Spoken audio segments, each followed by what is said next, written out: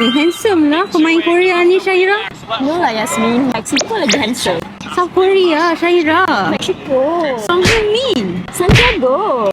Seksi je.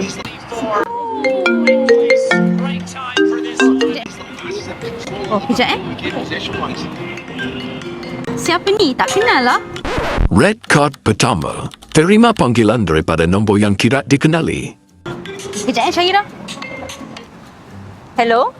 Hello, adakah saya sedang bercakap dengan Puan Yasmin? Ya. Saya Chris daripada IPK Kuala Lumpur. Red card kedua. Pemanggil mendakwa dirinya daripada pihak berkuasa. Dalam rekod kami, Puan terlibat dalam kes pengubahan wang haram berjumlah RM50,000. Kalau tak ikut arahan, pihak polis akan bekukan akaun bank dan menyita duit Puan. Red card ketiga. Pemanggil menekan anda supaya segera memindahkan wang.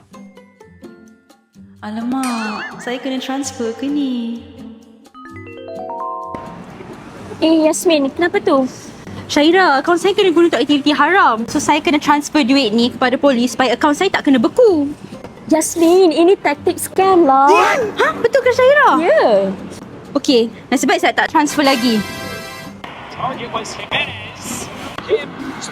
Oh!